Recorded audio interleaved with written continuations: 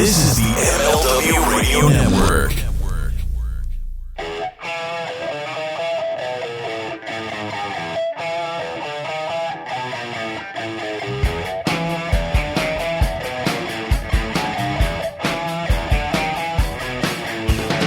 Welcome, everybody, to the Mind of the Meanie 1 year anniversary. This has been an entire year of a trip into the mind of former WWE superstar and ECW original, the Blue Meanie. We're going to cover wrestling, music, movies, sports, and lots of useless knowledge, all contained in the Mind of the Meanie. I am your tour guide, Josh Shernoff, and he is the Blue Meanie. Meanie, what's on your mind? 1 full year of this bullshit, huh? Nah, man, it's pretty fucking cool. Yeah, check that out. Yeah, well, yeah. I realize you can't see my sign over my head, so I brought it down. Special occasion, I just hold it up. Well, this is an audio format. Josh brought out his Mind of the Meanie sign that we proudly adorn in our offices, done by the wonderful Hal Haney and Hal Haney Art. Yeah, man, seriously, 1 year. Who would have thought of it? It's a good thing we didn't wait for the fucking pandemic to be over to start the show. Yeah, we'd be just getting ready to launch. Yeah, at some point, hopefully.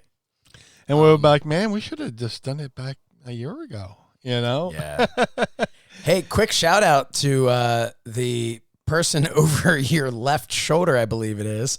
That would be Mrs. Meanie, I was going to say unofficial third member of the podcast, but I'm pretty sure official third member, as she, this is again audio, as she licks your headphones. It's all a perspective thing.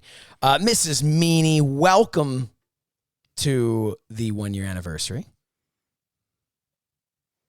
Cool. I was pretending that you were lying to everybody. That was fun. Oh, I see. The people that can only hear, they can't see me. They don't know I'm here. You were just making that up. So for those of you watching this on FITE Monday night, I am wearing a shirt that says Casual Friday because it's a Friday. But I didn't even need to explain that because you would have thought I was being ironic otherwise. Well, that's it. This show jumped the shark. Yeah, my underwear says Wednesday, so, you know. Yeah, mine says April. But, man, yeah, seriously, very cool. It's just fitting Mrs. Meanie's here for the Open, too, because she's been here. She's, been a big part of the show as well. I mean... Not really. I wake up, it's 3 o'clock in the afternoon. You guys are still recording, and I walk in and I say stupid things. And I have a theme song for it. Yeah. Oh, yeah. Well, which is... Mind of the Meanie, Mrs. Meanie round and Tracy Roots got something to say. Hey, hey, hey. You know what, though? You wake up and come in and say stuff. We're, like, prepared to come in and say just stupid shit all the time. Like, that's, That's in the description of the show. Yeah. Just, 2 guys saying stupid shit. Yep. It's nice, though. It's like a slumber party. Yep. And somehow, what I can only imagine is the MLW Radio Network forgot we're on, so they don't check up on us because we haven't been kicked off. So I'm just assuming... no one's paying attention, but... It's like that one time, that one person... I don't know if I told it on air. There was a guy who worked for WWE. They released him, and they just forgot to stop paying him. Yeah. And then this person shows up at a Raw and goes, "Hey, am I booked?" And they go, "No, why?" He's like, "Well, these guys been paying me for the last year." And the guy just went, "What?" And just got that canceled. No, it wasn't so me. If that ever happens to you at your job, what's that? Don't go to. I'm saying if that ever happens to you, the listeners and viewers of Mind of the Meanie at your job, don't show up. No. Don't tell anyone. Just take your money. Dude, I would have been mum's the fucking word about that. Yep. Hey. Yep. Yeah. Hey, it's on the bookkeeper at that point, we're never timely on anything. we talked off air about how if we were true to ourselves, we would reference our 1 year anniversary a couple weeks from now. But something that is timely today, as we're recording this, is the 20th anniversary of the last Nitro. Oh wow! Yeah. So I just thought that was kind of neat, especially on the same day that Eric Bischoff is all like, "Hey, sup, man? Sup, Meanie? That's sup, Meanie? Sup, Josh? You want to go do karate in the garage? Yeah. Did we just become best friends? Man. We got follows today by the Bish. Yeah, very cool. Very cool. I'm the unofficial BWO Bish. Yes. As we've talked about before. But Eric Bischoff, giving a nice follow, appreciating my stiffness, if that's a phrase that I can actually say. A little stiffsky, brother. I was a little stiffsky. May or may not have gotten a little impassioned on an episode of So Says Shernoff. You're a little stiffsky on the meltsky, brother. Yeah. Fuck it. If you don't mind, if I can just say for just 1 second, go ahead. Okay, because I look, you're getting some traction with this, and I'm proud of you. Thank you. I want to make something clear. I want to make this as clear as I can, because there've been a lot of really positive responses, and all the positive responses, of course, are, let's take down Dave Meltzer. I want to make something clear. I in no way, shape, or form believe at all that Dave Meltzer wanted, wished, thought that it would be a good anything, that Dave Meltzer wanted anyone to die at all. I'd like to believe at all, let alone for critiquing Kevin Kelly's commentary. Right. I want to make it clear. I do not believe that Dave Meltzer thought that Dave Meltzer actually wanted someone to, as he said, please die. I get that. I get that he was trying to be cute or funny or whatever it is. So I don't want my rant, my Shernoff soapbox I did on my show, to make anyone, how can I put this? I appreciate how many people have agreed with me, but I want to make sure they're agreeing for the right reason, not that they're agreeing with me thinking that I think he really thought that, if that made sense. Right. My biggest issue that I've had with him, and I'm sure you can go back in my show or this show or anything and find something I've said that makes me out to be an enormous hypocrite, because we're not perfect. I'm sure I've said things that were offensive to somebody without intending for it to be, or I made a joke that I thought was funny and didn't think through the real person who may have been offended. I'm sure I've done something like that. My issue with Meltzer is he has such a reach, and an even larger reach in his own mind than I think he actually has, which kind of makes it even worse because he thinks he has a larger reach and a larger audience. Yeah. But to just... in the mind of the Meltzer. Yeah.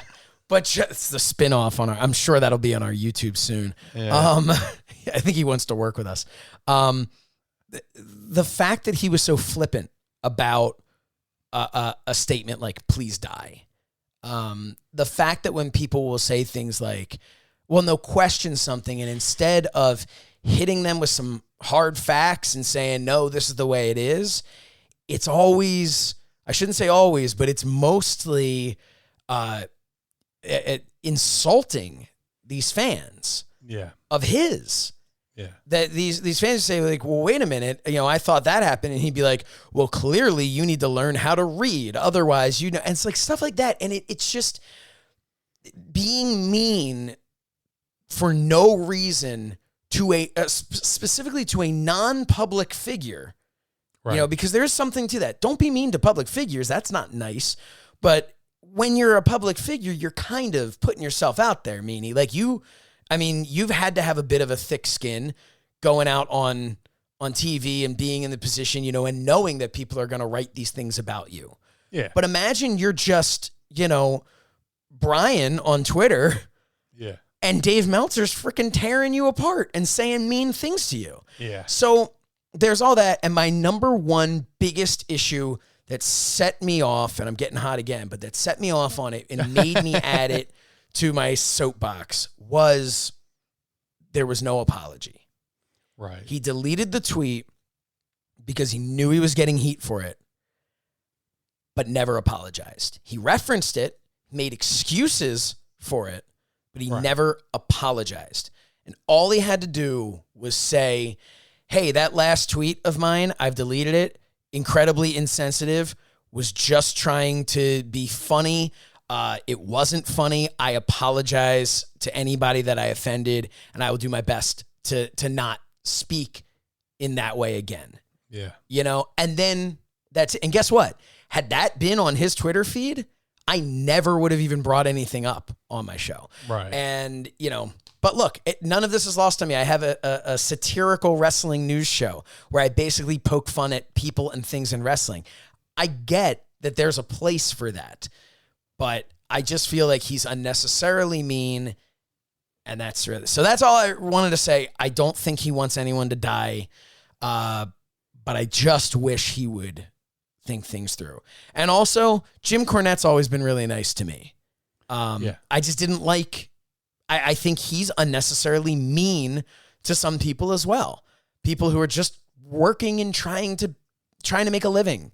And that's what that aspect of it was too. Because for the people who watch the whole show, you know, I did mention Cornette and poked a little fun at him. And, you know, like I said, maybe I'm a hypocrite for poking fun at one person and coming down on another one. But I do think that there are levels and tiers to that. So just wanted to get that off my chest. And I do appreciate everybody who supported that tweet and made it go, I wouldn't say viral. Banana. But it went banana for a day. Yeah. And but no, but here's the thing that drives me nuts with like Meltzer. It's like, you know, I mean, there's a lot of stuff that he drove other people nuts with. Like, you know, Pritchard would be like, hey, we could send you the attendance figures. We can, you know, send you the results. Nope, I'll just have fans send it in. Yeah. You know, instead of getting like the official figures, which, you know, they could give you right from Ticketmaster to them. And then like, you know, you have people giving their opinions on the matches and he's printing them as fact.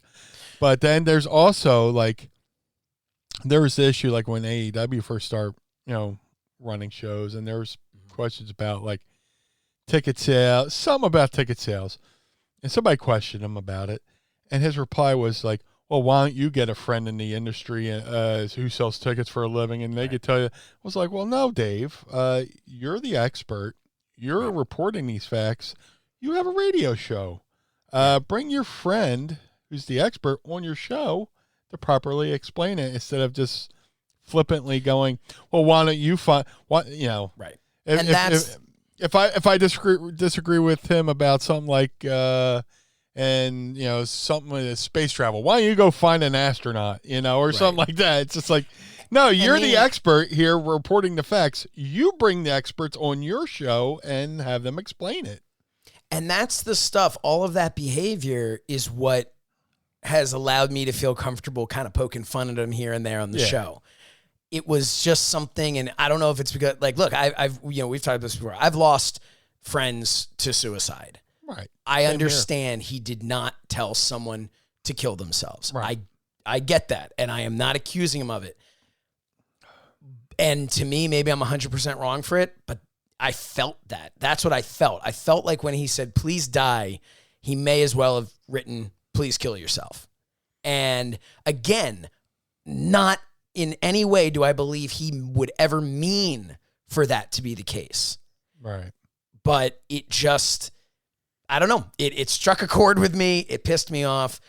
And that's why I went a little bit further on it. But but you're making great points with that. I mean, this is a guy who claims to be, and I think that what I said on the show was his pontifications that he calls reporting or something like that, because that's it. He goes on and he says like, according to someone who was there, the crowd was dead. Well, guess what? Had you asked the person next to them, they may have thought it was amazing. Right. So who are you judging this by? There are matches that I could. Here's an example. Conrad Thompson has gone on about how he thinks the Bret Hart Shawn Michaels Iron Man match is the most overrated match in WrestleMania history. He has said that. Me, I love it. Really? I love that match. I love that it went that way. So does that mean Conrad's wrong? No, it means it's Conrad's opinion. Does it mean I'm right? No, it means it's my opinion. Right. But if someone was to report something as fact and only chose me or Conrad to report whether or not that was a good match or overrated, you can't do that. You can't. Yeah. Dude, I went to WrestleMania 4 and 5. Yeah. And then, I was there. I was part of the crowd and all this stuff. And then you hear people go, oh, man, those WrestleManias, the crowds were dead. And it's like, they weren't dead.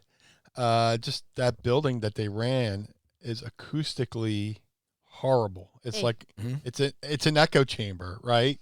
To where you might as well have been running a stadium where the sound goes up instead of out. So to the person at home watching, it sounds like the crowd's dead, but that crowd was lively from beginning to end. That's what I was actually going to say. So I was working on this video that I don't even know if I want to do it anymore. Like I'm making a video about WrestleMania entrances, right? Like my favorite ones, and there's the thing with those outdoor stadiums with certain buildings, but especially like stadiums. That crowd reaction is getting carried up and out and into fucking space, and you know what I mean? Like, so one of my favorites that I talk about is John Cena with the marching band, and the marching band comes out and they did like God Bless America or whatever, like they did some America song or whatever. So the marching band comes out, they're doing that, then they go into John Cena's song. And the crowd is kind of like, there's a little smattering of applause because, like, they're not sure that's they're like, oh, cool, what's this, like a medley? What are they doing, like a couple? And then John Cena actually comes out. The crowd's like, it doesn't come across on the, it doesn't come across at all because you can't hear it. It goes up and out. But here's another thing, though. You're putting this video together, which Vanessa Bello from our Patreon says, do it, Mrs. Meanie, please. Listen, like, I'm making these videos, and then, like, I'm in the middle of putting it together, and I'm like, this is stupid. Nobody cares. What am I doing? Like, we got this Retromania arcade cabinet, and I wish that I thought to, like, make a beginning-to-end video of how to put it together.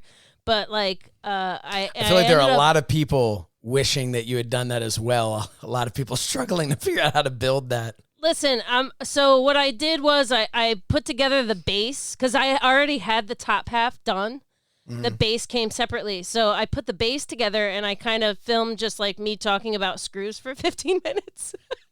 Like how because the screws are weird. But listen, it's in my Twitter bio. My Twitter bio is that I like to my favorite pastime is putting together IKEA furniture and listening to wrestling podcasts, and it's true. Like I feel like I'm constantly putting together IKEA furniture.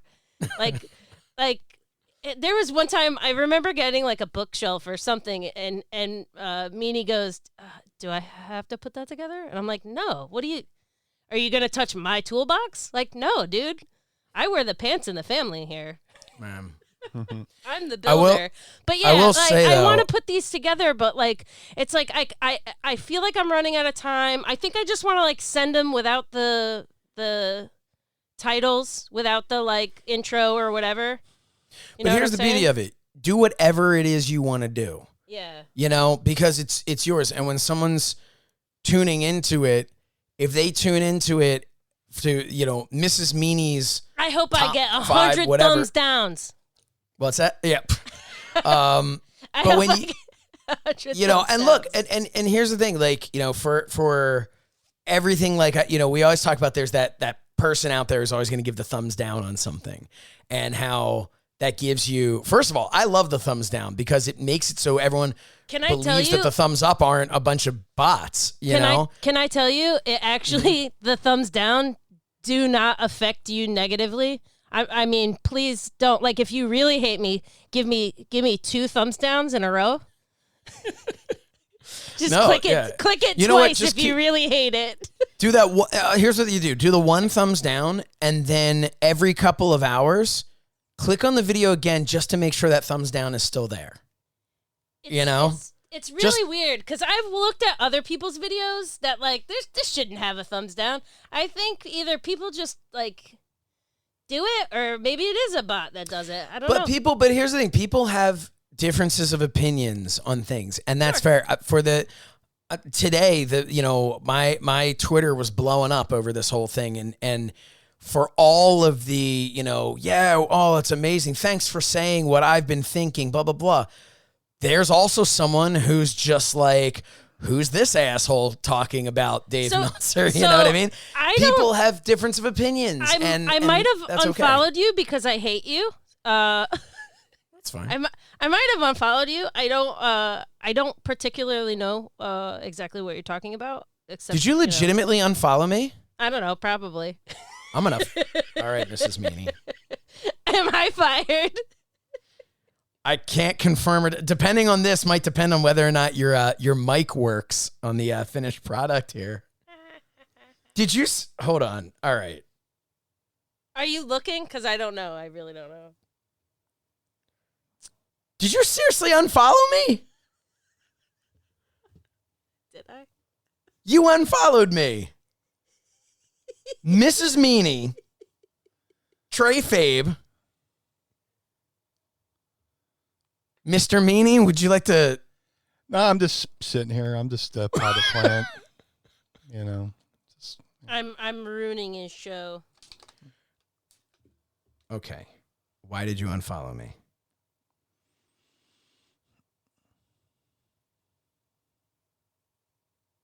Was it because radio? Did I like too much of your stuff? No, I'll mute you. That's the polite thing to do. All I ever post is promoting Mind of the Meanie. That's like, oh, look at that. I just got a follow from @TreyFabe. Appreciated. Oh, Mrs. Meanie. You're a character. Should probably block her. I heard she's a robot. Yeah, no, I reported her. Hey, Blue Meanie. How's it going? No. How are you? I just woke up. It's good. I'm good. Fine, I'm leaving. Listen, I got my second COVID shot today. Oh, congratulations. Yeah. I'm begging to get my first one. Yeah. I got my first one, and it's ridiculous that people have not been able to get their first one. I registered with expectation that it was going to be a long time. I think I showed you where to register, and you wound up getting yours before me. Listen, you showed me where to register, but your thing was for your county. So then I actually had to go, but it did actually give me the heads up on how to do it. So I went to my own county and I registered, and that's a big aspect of it too. The size of our counties are different. So they're opening more places in Philadelphia too, and I think that you should probably. Yeah, I got to redo something. I think Oh well, there also isn't a check Aren't there going to be walk-ups? I don't know. There also isn't a box to check that says that you had lung surgery, which it's, again, you like missing anniversaries. It was the anniversary of your lung surgery. Yeah. And your broken hand. Yeah. What? This is a bad month for me. Yep. I broke my hand, and which I wound up having to get 2 steel plates put in my hand, and then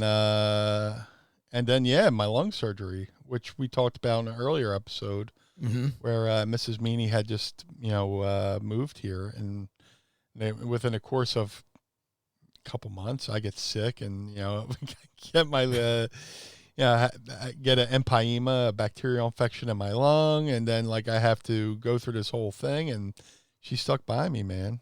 You know? Yep. She pulled the thorn out of my paw. Hey, I mean, thank God it was you, and because if it was my Twitter account having a lung issue, I can't say she would have stuck by it. You know, she may have flown the coop. No, you. In spite of all of that, you lucked out and found a great person. Oh yeah, and, you know, absolutely, yeah. It's just not in spite of her staying with you, in spite of her unfollowing me on Twitter, which we are going to have. Hey, I gotta tell you. Can I tell you something? I kind of do stuff like that all the time because I'm an asshole. If I really didn't like you, I'm gonna block you, and I'm gonna block your entire family on every page. So if I just unfollowed you on Twitter, that's fine because I'm still friends with you on Aren't we Facebook. kind of like coworkers and friends at this point? That's okay. I unfollowed my mom. I unfriended my mom. Well, I'm starting to feel a little better then. I unfriended my mom on Facebook, and then there was this was a couple years ago, and there was a report out of my hometown that some lady was found washed up on the shore on the beach, and I was like, she was so distressed that I unfriended her that she threw herself in the ocean, and I was so sad. It's like, Mom! She's like, yeah, I'm fine. I'm at work. Please don't we throw need yourself Mind into of the Mrs. ocean. Meanie as a whole other show to just dive deep in there and figure out what's going on there. Listen, it's not really a big deal. But yes, the anniversary when well, I mean, we're coming up on it because I thought it was April 1st was when you actually had the surgery, right? You got sick. He came down with the fever on St. Patrick's Day. St. Patrick's Day 2006. You know, I never really factored in because I remember you said that before, but I never really factored in the amount of time between St. Patrick's Day. Yeah, well, I was an idiot because I thought it was the flu and I thought I could just ride it out. You know, when you're a wrestler, you just, being a wrestler and just dealing with fucking injuries. Right. Sometimes you just try to ride it out, and I had the flu and I was going into a fucking a booking right outside Portland, Oregon, where I had worked for this guy a few times and things got so screwed up. I was like, dude, if I don't, things got screwed up between flights and him, somebody gave me the wrong time on the flight. I show up, my plane had already left. So all this real spinal tappy shit started happening between me and this promoter.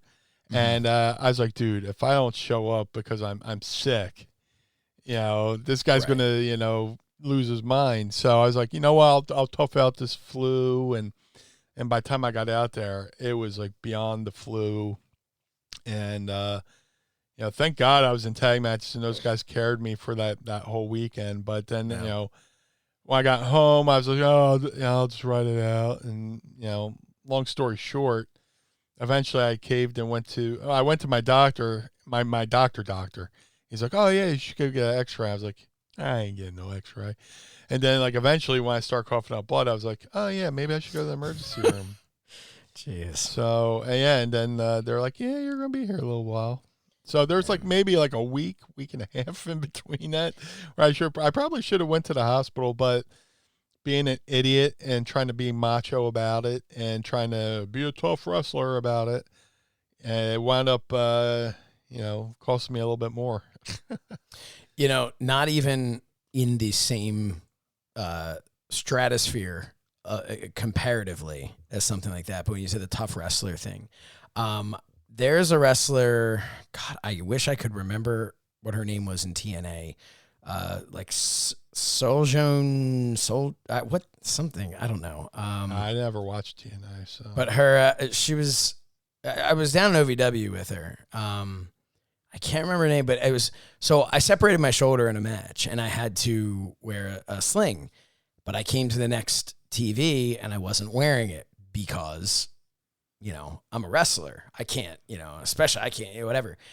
And she cornered me and was like, don't be a stupid wrestler who thinks he's so tough. Where is your sling? I'm like, it's in my car. She's like, go get it and put it on.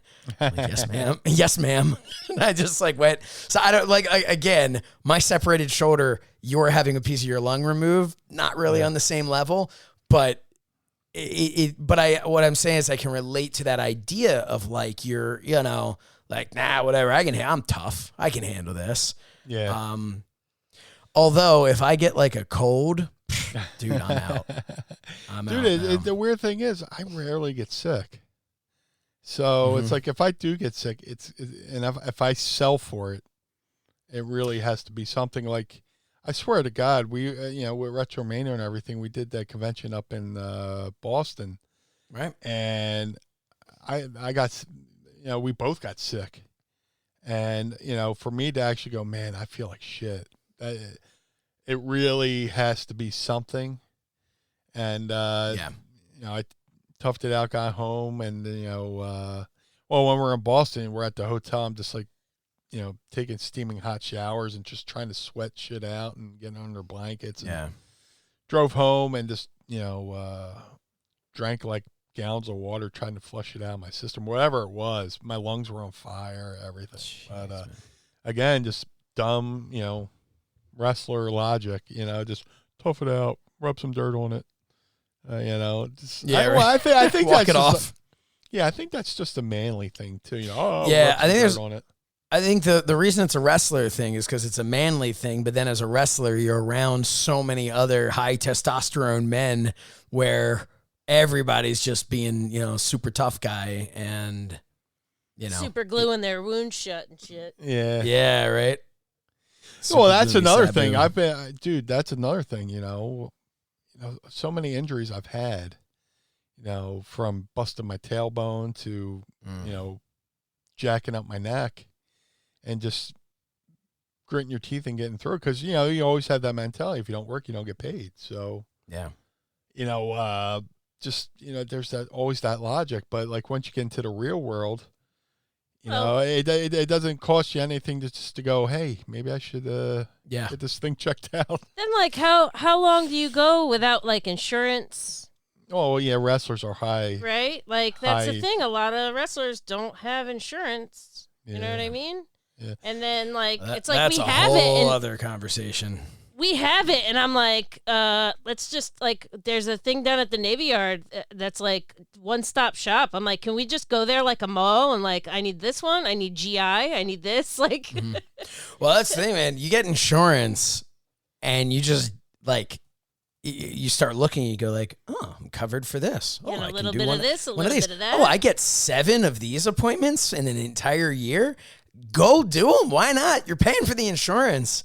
If you see something, here's the thing. If you see something that says you're allowed however many physical therapy appointments, just stop for a second and think. I'm sure something's bothering you in your body. If your insurance is going to cover it, go get it fixed. Get something tweaked. Yeah, man. Just it's just a matter of, I'm out of Shawshank, so I got to get used to the civilian life of where it's okay to say you don't feel okay, and it's there's nothing bad about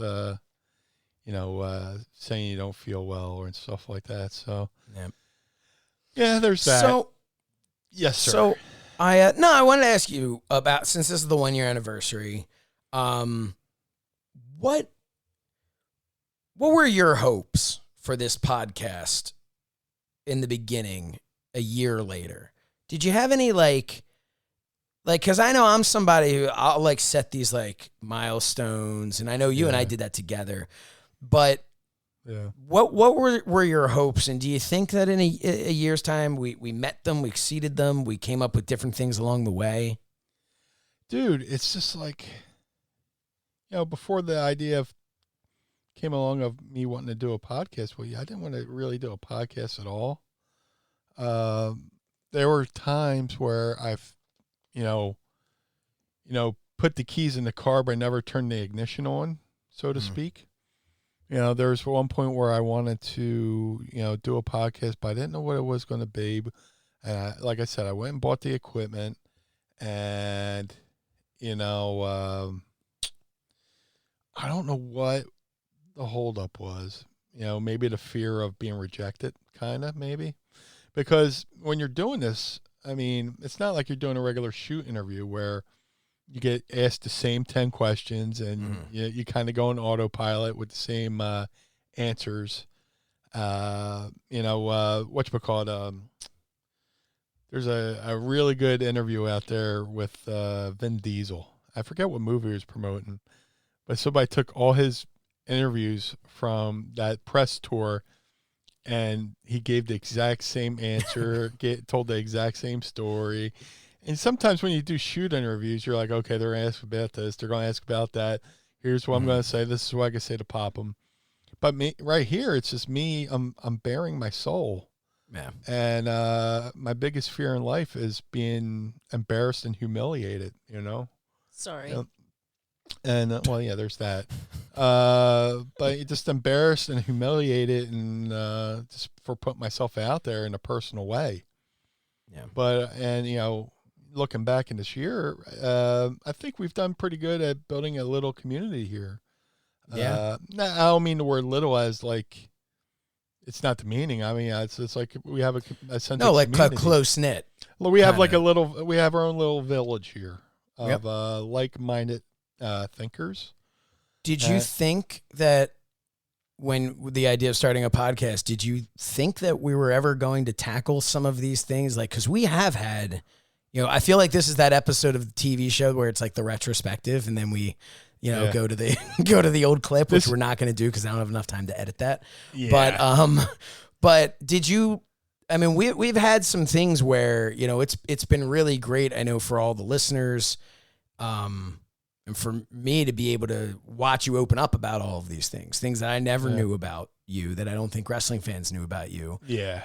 Did you ever think that starting a podcast, you were going to end up telling these personal stories? I didn't know what I was going to do. Because I see so many, I sound like a broken record, but I've seen guys start podcasts and then fizzle out. And they're just like, man, I just enjoyed the life.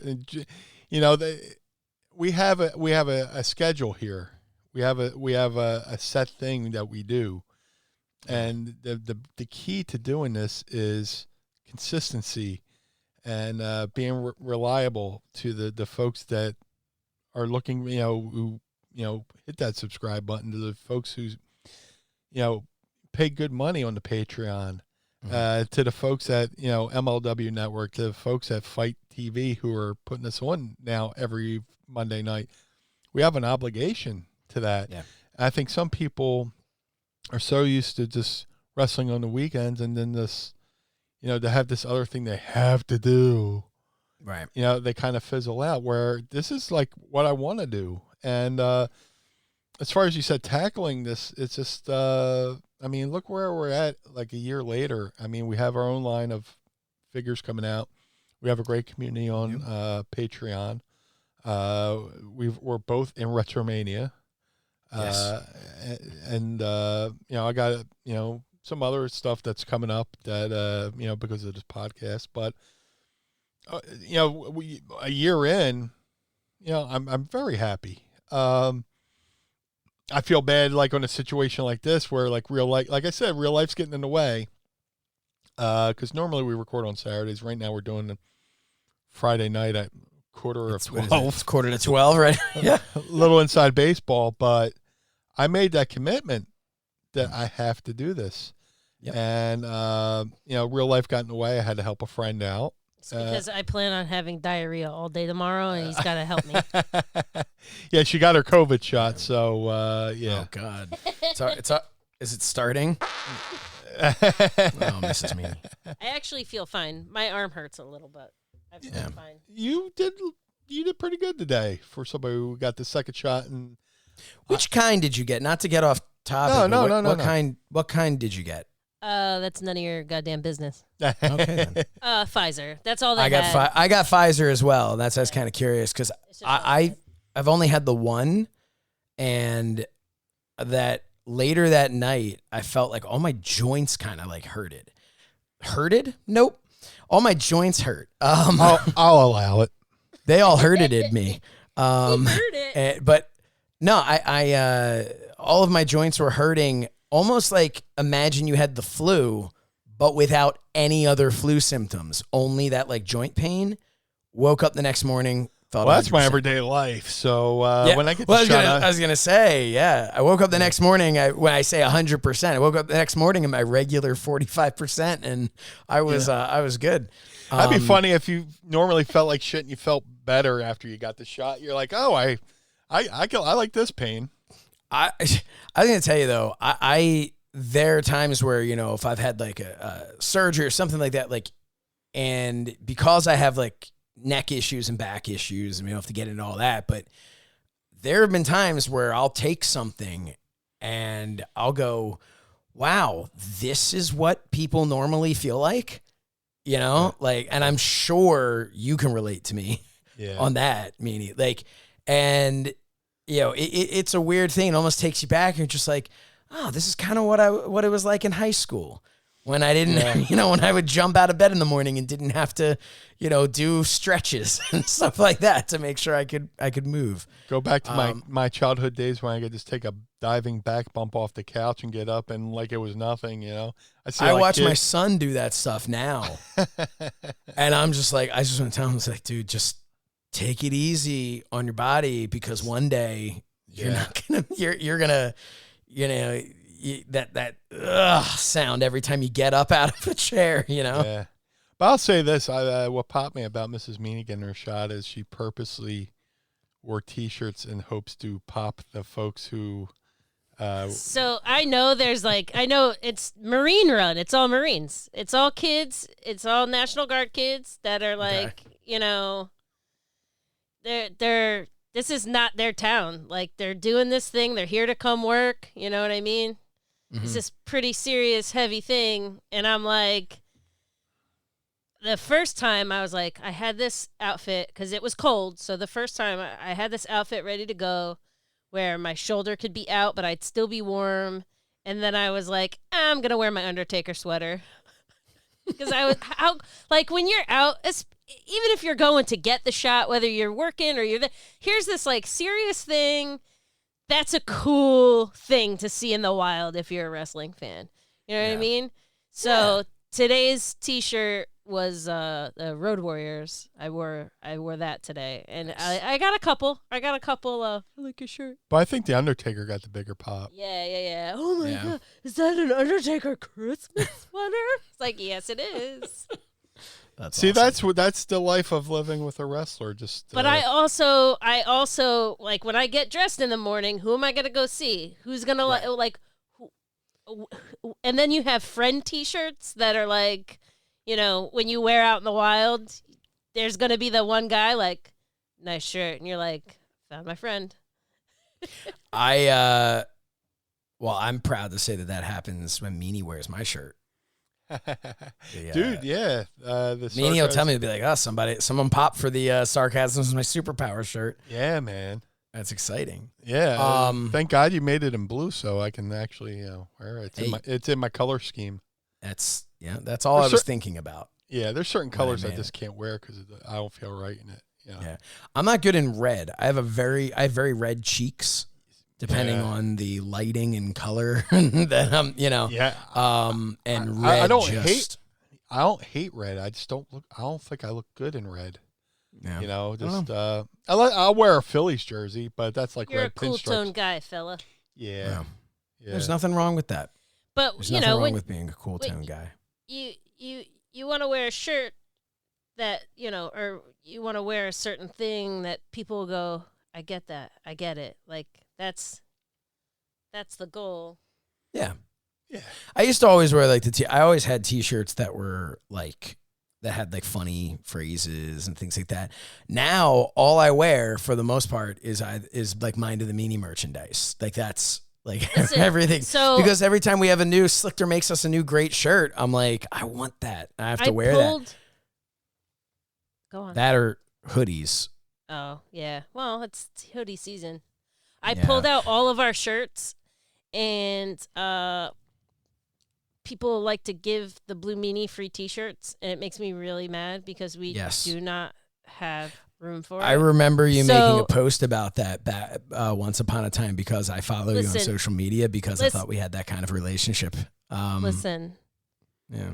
I can't breathe. Like literally, my lungs. It's so dusty with all these clothes. It's too much. It is too much. Anyway, I'm putting our shirt. I put our shirts into clothes baskets, like laundry baskets. So I put our I put all our shirts, and I had to categorize them. So Meanie has music, wrestling, collar and elbow, pro wrestling tees, and then I made specifically a Blue Meanie basket. So when he's gonna do his show or somebody else's show, he could just reach in and grab one. Like don't have to because all of his shirts are blue. You know what I mean? You can't go, that's a Blue Meanie shirt. No, it's something else. Well, you're talking about Blue Meanie's basket, and I hate to do this, especially with mixed company, but I'd also like to talk a little bit about his coin purse. Nailed it on that one. Because this episode is sponsored by Manscaped, and we have to talk about them because they're too good not to. Manscaped, we talked about last week. They hooked us up with the Perfect Package 3.0 kit that I have right here. Which I know we're supposed to kind of show this stuff, but I'm getting to a point where I don't really want to just continuously bring this out in front of everybody. But we've got some great things here. We've got the Crop Preserver Ball Deodorant. We've got the Crop Reviver Ball Toner. And then in here, this is the Lawnmower 3.0 with... Listen, I'm going to use that on my head. I will absolutely use that on my mohawk. 100%. You should, because this will cut through anything. This is before he uses it on his balls. And it has an LED can do light. That later. So let me talk to you a little bit before we continue on here. I want to talk to you just a little bit about Manscaped. So Manscaped's created the best ball hair trimmer ever, which I just showed you, the Lawnmower 3.0. Their third generation trimmer features a cutting-edge ceramic blade to reduce grooming accents thanks to their advanced skin-safe technology. I now personally feel more confident shaving the boys. I know that Meanie does as well. And Mrs. Meanie, you have nothing to worry about when you shave your head now. Get that mohawk going. Just like that. Seriously. In addition to this trimmer comes that LED light for a more precise shave. It's also, and this is kind of fun too, it's waterproof. So you can do this in the shower. But I am going to, you know what? I don't think I have it with me here because I probably have it somewhere else. But it actually, when they send you this Perfect Package 3.0, they actually send you like a newspaper all about Manscaped that is meant to go on the floor. So if you're not in the shower, you can do some trimming, fold it up, and throw it away. So easy cleanup, which is really cool. So now we're saying that Mrs. Meanie can use this on her head, but the biggest problem that we have as men is sometimes, a man will look at their beard trimmer and go, well, all right, what am I going to do? And then they put it on their face like you're waving it around in your face right now. It's disgusting. Don't do that, Just don't do that. The Lawnmower 3.0 comes inside the brand new Perfect Package 3.0, which comes with everything you need to keep trimmed, cut-free, and smelling nice down there. The Manscaped Perfect Package 3.0 also includes, as I mentioned before, the Crop Preserver, which is an anti-chafing ball deodorant and moisturizer. You already put deodorant on your armpits, or you should, unless you're the painter who is working in my kitchen today. I was begging him to just I was about to go to the store and just get him deodorant. But why are you not putting deodorant on the smelliest part of your body? It's your balls. It's getting to be that time of year, too, man. Oh, my God, Meanie, we're getting sweaty, aren't we? We're getting soupy. Speaking of sweaty and stinky and soupy balls, I am thankful for the Crop Reviver. This product, along with the Crop Preserver, keeps your balls from sweating, smelling, and sticking. Nobody needs any sticky balls, all right? So, Manscaped... nobody needs the bat wings this season. Wait. Okay. What is happening? Oh. Well, while she's doing that, I want to say that Manscaped threw in 2 free gifts into the perfect packet. What am I looking at? The bat wings. Okay. Wow. For our audio listeners, I'm not looking at Meanie's bat wings. They threw in a pair of high-performance Manscaped boxer briefs that'll keep your junk feeling fresh all day, and the travel shed bag to store all your grooming goodies. But I want to tell you something about those boxer briefs. If you're a boxer brief guy, these are fantastic. They are the most comfortable boxers around. So anyway, trim that junk of yours. But if you're going to do it, why don't you get 20% off plus free shipping with the code Meanie20 at manscaped.com. I mean, we will thank you. Your balls will thank you. Whoever sees and smells your balls will thank you.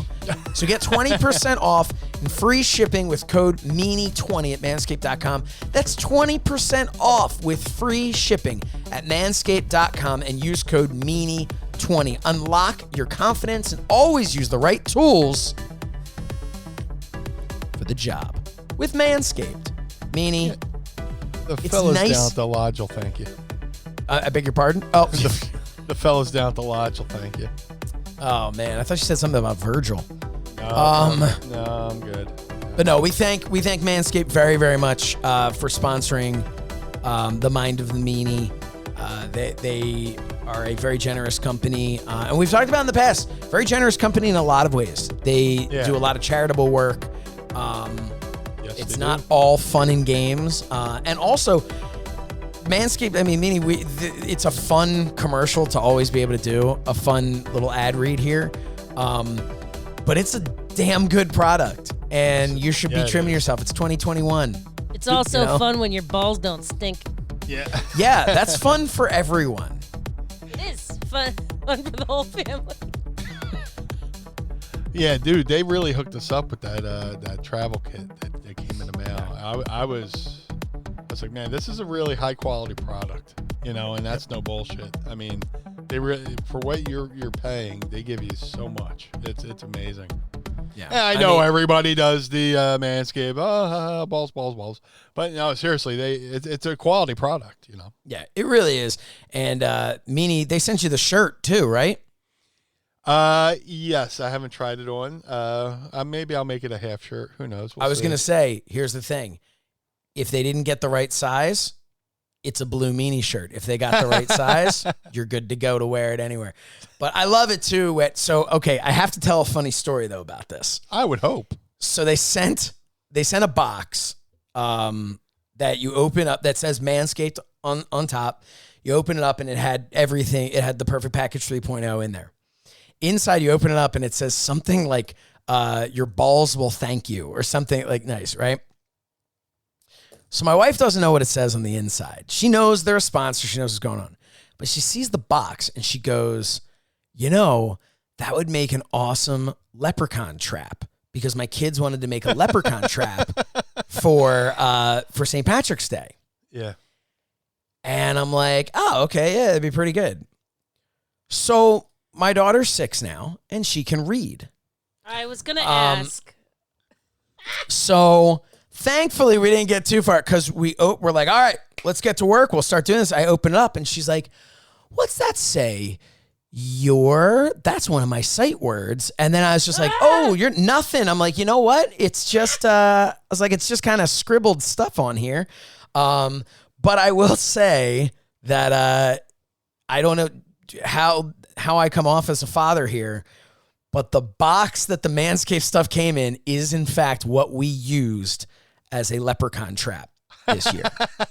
And I was all like, I wanted to take cute pictures of my kids like making the thing, and they're putting stickers on the outside where it says manscaped.com. And I'm like, hey, what if the stickers cover over all the words and cover all the letters with stickers. So, yeah. But so thank you, Manscaped, because otherwise I don't know what box I would have used. Hey, well, some parents have done worse things, I guess. Than letting their kids play with the box your ball hair trimmer came in. Daddy, why's your foot up on the soap dish? Nothing. Oh, man. Hey, so I want to say, how do you transition from that? You put your left foot up, and then you put your right foot. No. You do the hokey pokey and you turn yourself around. You have to treat him like a swearing baby. You cannot laugh. not funny. That defeats the whole point of the show. It's not funny. Yeah. Okay.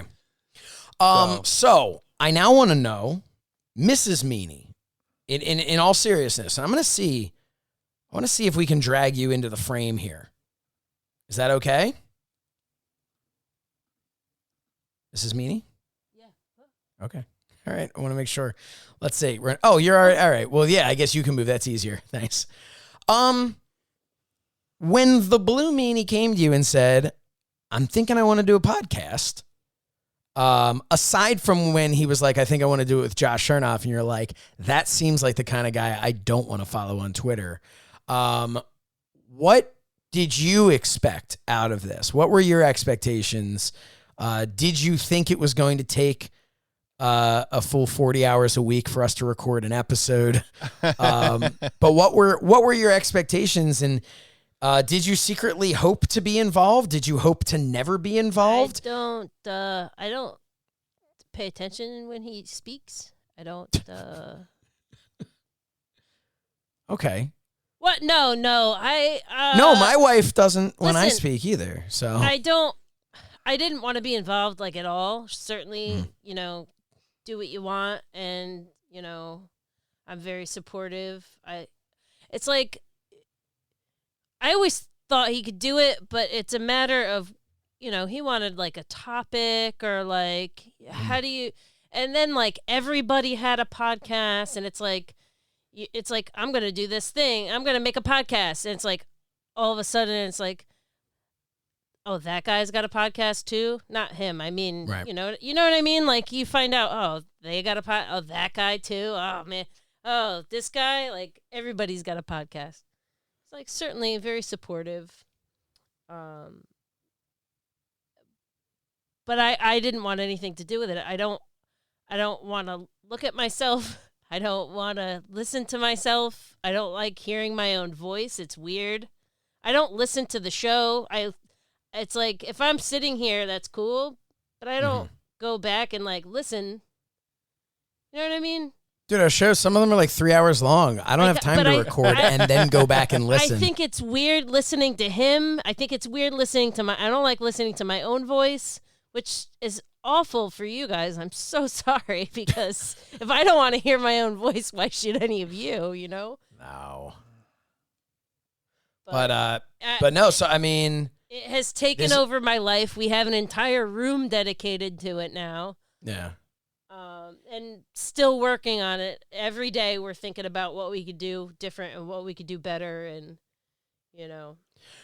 Well, as the co-host of this show, I can say, in all sincerity, without your support, there's no way that this show I could easily be like, what it's become. Can you not can we spend some time together? Can we not? Yeah. But I mean, and that's something you hear all the time. Wrestlers will talk about how, you hear it in Hall of Fame speeches, you hear things they always talk about, the family and what it took out on the family. I'm in no way saying us doing a podcast once a week is the same as, these wrestlers that were away for 300 something days a year. But it's time consuming. And without that support. I'm lucky enough that I'm able to travel with him a lot. And if he does travel, it's like just overnight, and it's not really. I just make sure don't have any fun without me. It's not really a problem. But now we're in we're in a different world now. Like I really the thing that I really hate the most is not being able to do conventions and stuff. I hate not being able to talk to people in real life. You know what I mean? I hate not being able to plug it in real life, to meet fans, because I have fans now.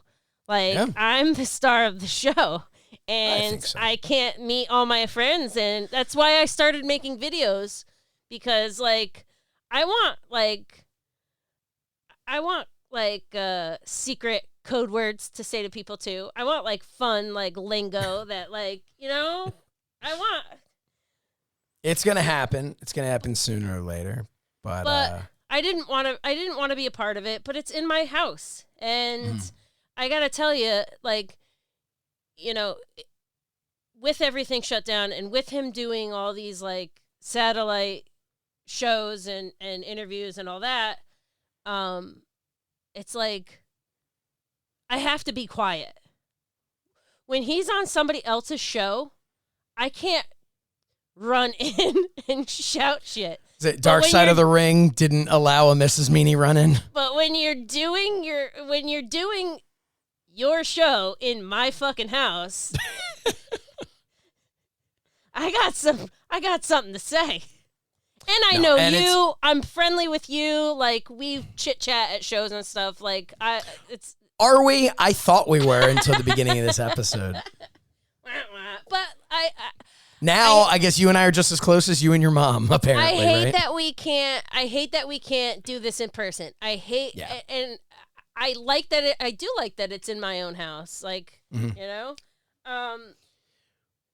Meanie and I have, and you as well, of course. We've got something planned. We're not going to really reveal it yet, but it is in August. We very tentatively, I mean, I think we're all hoping things will be in a much better position at that point. I know, Mrs. Meanie, you're vaccinated. I'll be fully vaccinated. And for the love of God, someone just give the Blue Meanie a vaccination at this point. I'll be in a dumpster behind a 2300 arena. Yeah. I'm sure you'll find a needle there. There's an opportunity coming up where we're going to be able to meet people. And we've talked about, since we're going to be in person doing the show in person. And I think that will be the first time we're able to do that.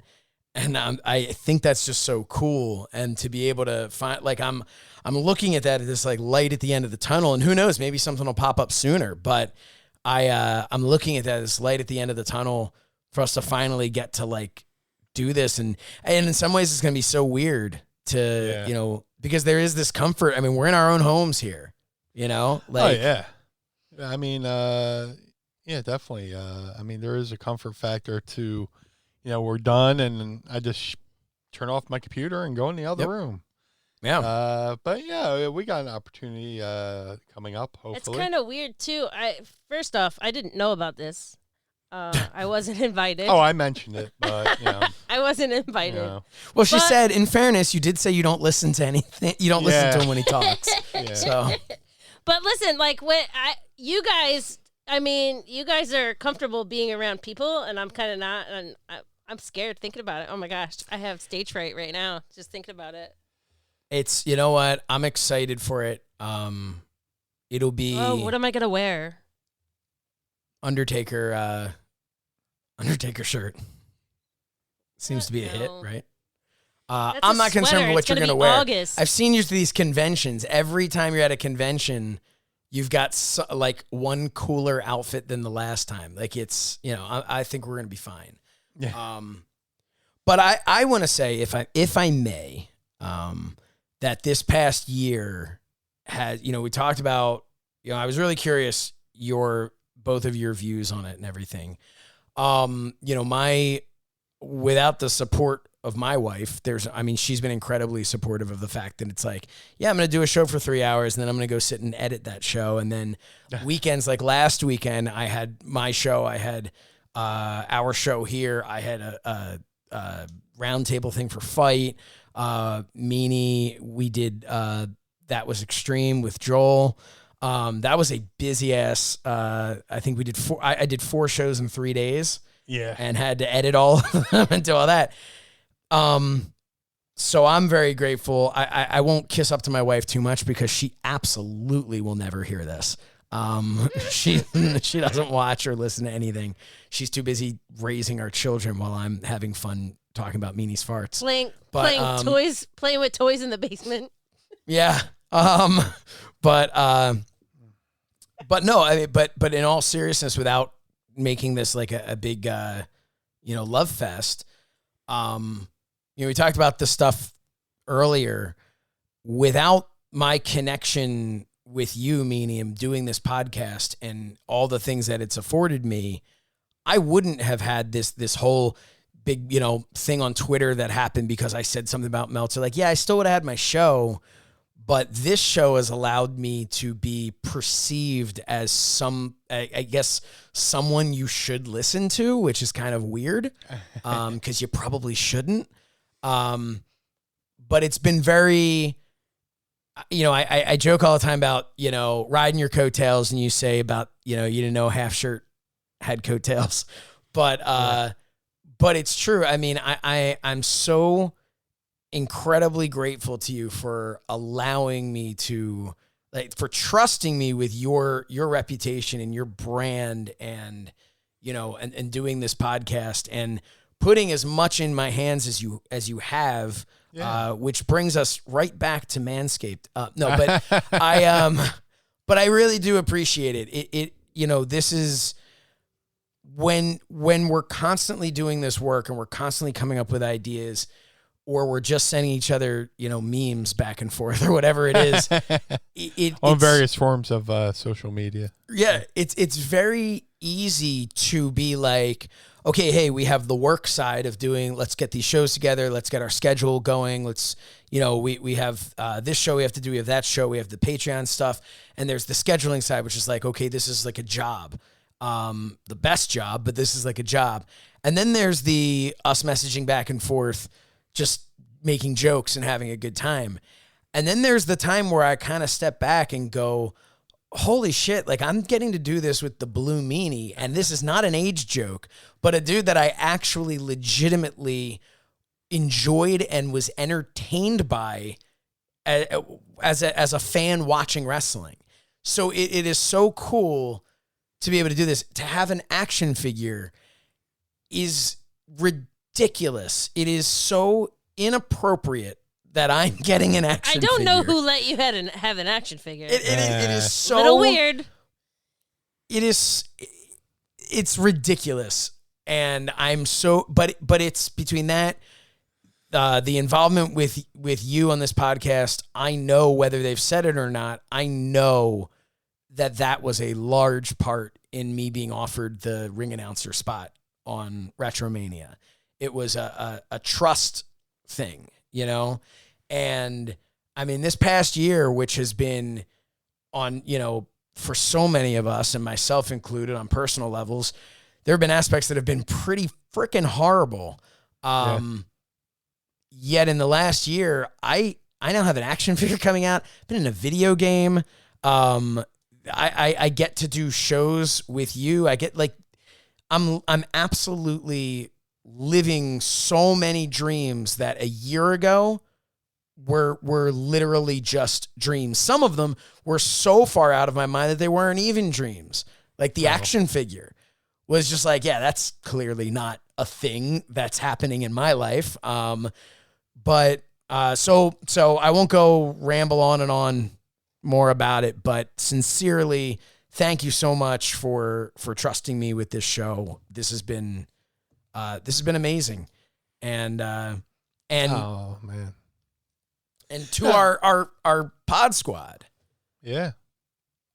I mean, this, the idea with Patreon, I don't think I think in the beginning we're like, I don't know who the hell wants to pay to have extra, cause we'd been doing the pod for a little. Yeah. And we're like, I think this is a fun show. People seem to like it, but does anyone really want to give money for us to do more of this or behind the scenes of this or anything? And it's this, we've had so many people, Andy Slichter, who came to us right in the very beginning, and I'm just, not to give too much behind the scenes, but there was how many times you'd be like, all right, hey Slichter, what do you want for this?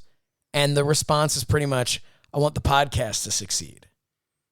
That's awesome. It is,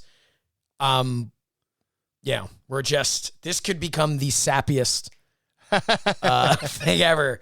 I feel myself getting emotional over because I'm very grateful for everyone associated with this show.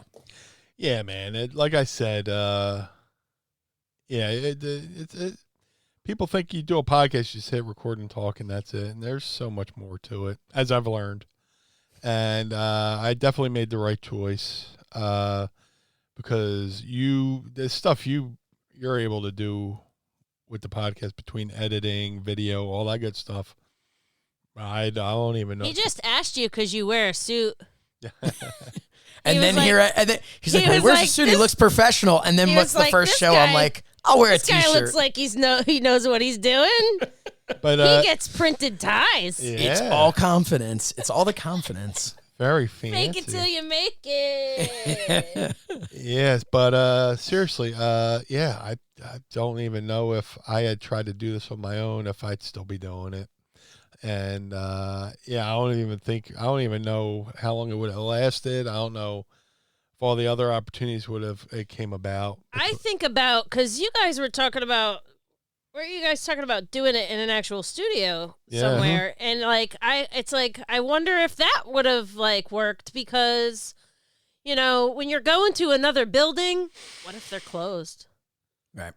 What do you do? And then you're not set up at home. I like the home setup. I like that, you're ready at a moment's notice to do, anything now. Yeah. You know what I mean?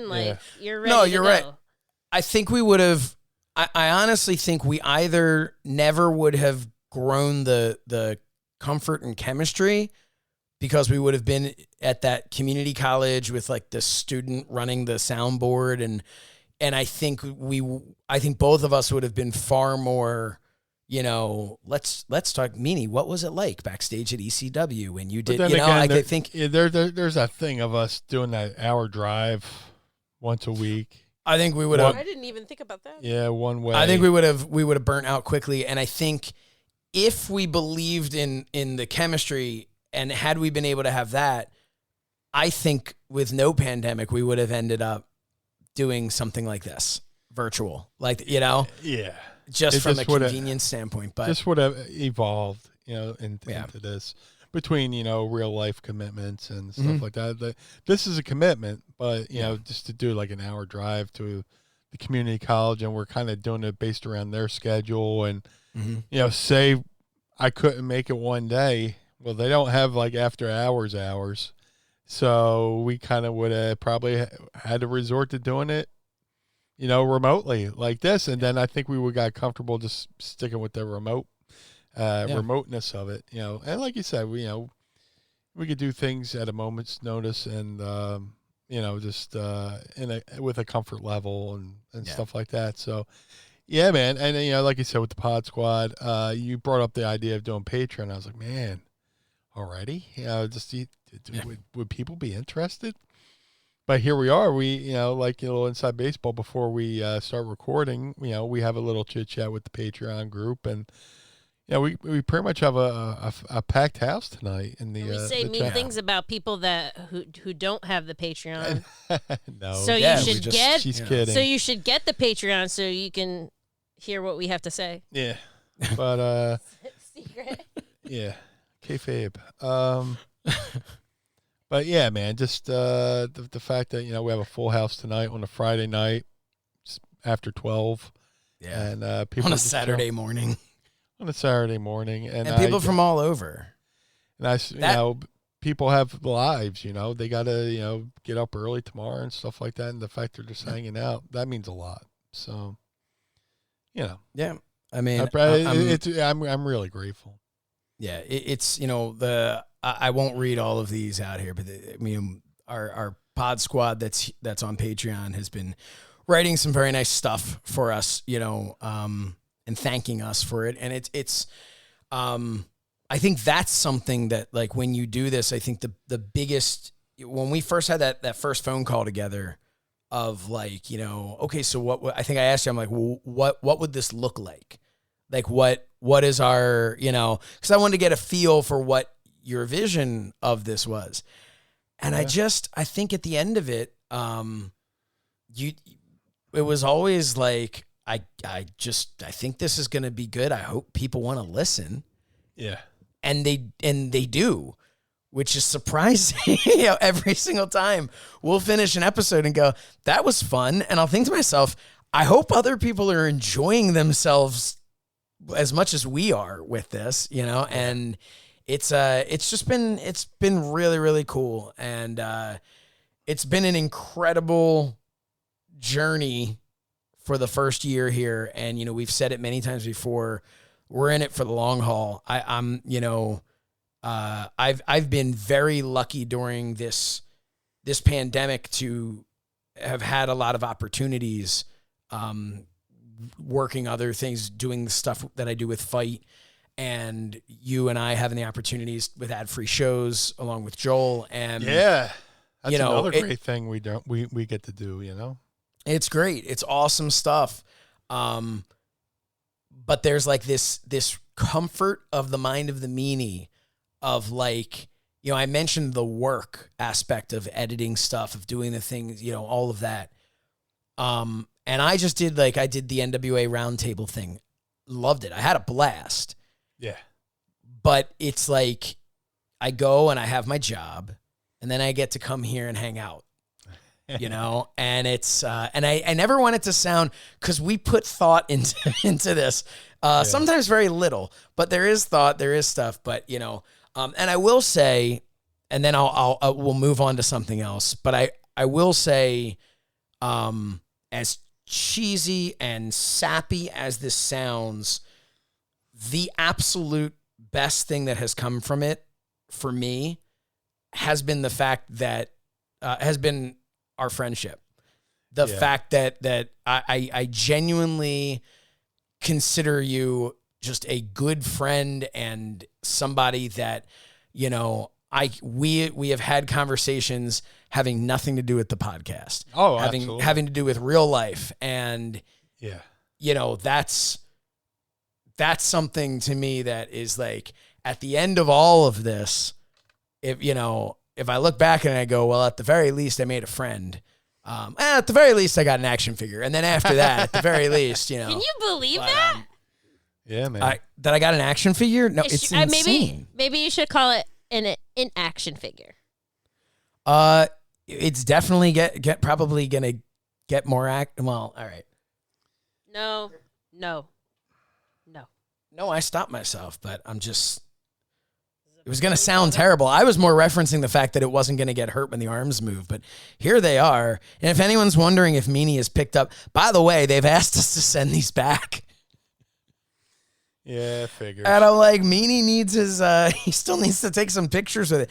But at this point, they sent us pictures of the almost completely finished. Like, there's really no reason to even give you the prototype. The figure's going to be here soon. Yeah. But anytime you want it. Nah, but here we are. They nailed our height exactly to scale. My arms, before my biceps. Before you know, we'll have the real thing. So yeah, that's fine. Very, very soon. Very, very soon. We're very excited about it. But no, it's amazing. But thank you again, everybody. And with that, I'd say the other best thing to come out of this is the entire wardrobe that we now have. So please check out some of the great shirts we have over at ProWrestlingTees.com/Mind of the Meanie. Get your Mind of the Meanie shirts at ProWrestlingTees.com/Mind of the Meanie. We have the Mind of the Meanie logo tee, the Mind of the Meanie badge, Meanie Toons, Meanie Burger, 3 seltzers deep, Meanie Gas, Wreck Every Bathroom and Leave, Meanie Screwing Up the YMCA, Alternative Commentary, Podcast Faces, and so much more. Go to ProWrestlingTees.com/Mind of the Meanie. Meanie, one thing that we have not done yet is crack open any seltzer. I'm begging you, man. Yeah. And there is no better seltzer in the world than Ugly. Yeah, man. This is, we put them over strong last time, and this is a big deal. This is a bittersweet moment for me because this is my last peach. See, I'm, dude, it's been a struggle. I didn't even get any. Here was the cherry I drank earlier while I was sitting in my office. Yeah. Dude, it's been a struggle to try to, save some for the show. I said, they were going to have to, maybe send us another case. Not that I would, What do they have? 8 per flavor, right? Yeah. That's what they sent us? Mm-hmm. Okay. This is the second week we've done this. I drank 6 of them. I couldn't control myself. And I still have the Wegmans brand in my fridge. Right. And I just was like, should I have a peach? No, I really should save this because I can get a good solid 8 weeks out of this, of the sponsorship. But I couldn't. So yep, let's crack this bad boy. I got the cherry. So very nice. 3, 2, 1. There we are. Oh my God, it's so good. Like I said, man, not only does it taste really good, but you open it up and it smells excellent. The smell is is almost the best part. Yeah. I know that sounds weird, but like when you're going to drink it, you're like, this is peach. Yeah. Yeah, dude. It's like I said, I hope they use that on their commercials. Josh Shernoff says, when you drink it, it's like, this is peach. No, it's like nailed it. Dude, I used to drink so much soda back in the day because I was addicted to that fizz. And thankfully I dialed back, but I always had that urge, I need a fizzy drink. And, when we started, going to seltzers, I mean, that's kind of helped me get over the need of, wanting to drink a soda. Yeah. So now with this, not only does it taste great, but I get that fizz that I crave. It's that true, like they said on their website, like that's like they wanted to be a true alternative to soda. Yeah. And like it really is. It is that flavorful and that good, and that it's got that fizz, not just like a little bit, like it's a very carbonated drink. It's fantastic. So thank you. So we just I don't even know how or why we started drinking seltzer. We just kind of naturally started, like, moved over to seltzer, and then our supermarket didn't have very many brands. And then at some point Philadelphia adopted what they call a soda tax, which is not just soda. It affects all sugar beverages, and it's like a lot. Like it's a pretty high percentage per like ounce, and it's not just soda. It's anything with sweetener. So it could be juice, it could be sweetened almond milk, it could be like anything. But soda in Philadelphia is very, very, very expensive. So a lot of people started drinking seltzer. So now our supermarket carries so many more flavors. And like you have something like this where we don't have this in the store. But like I want all the flavors of seltzer. Yeah. I want to try every seltzer under the sun. Like, and it helps that it's cheap, We are not. You mean like when they send it to us? No. No, I showed my wife uglydrinks.com. That's where you would get these. You go to uglydrinks.com. And she was like as she just kept scrolling, she's like, oh my God, they have so many flavors here. This is ridiculous. And then they had like the holiday theme flavors. But they might have had a marshmallow at some point. I might be lying, and they might have had a root beer that I had my eye on. That's what started it all. Yeah. That was the thing. You were talking about the root beer. I want to try every flavor of seltzer under the sun. Like, really, like. Do it. I'm glad that seltzer is a thing that people are into, and I hope more people get into seltzers. Is there a promo code for them? We have I believe yes, we do. When you go and order. Just go to any website and punch in Meanie at checkout and see what happens. No, there's a promo code, and I'm going to pretend right now that I was about to say it, but in fact, Mrs. Meanie just reminded me. Remember when I said we prepare, kind of? There is one. It's called Ugly Meanie. Yeah. I'm not joking. Use the promo code Ugly Meanie, and that will let them know that you came from the mind of the Meanie. So put in that promo code Ugly Meanie, and and let them know that the Mind of the Meanie sent you. And they're a small company, so supporting them would be a great thing. But man, they might not know it yet, but there's going to be a cross promotion. We've been dreaming about this for a year. Oh my God. Yeah. Hey, I want to put something up on the screen because we are here on FITE TV for people to see. I just want to put something up that Vanessa wrote in our comments. She said, I greatly appreciate the all-inclusive community. We are all people from all walks of life, all ages, all types, very different yet the same.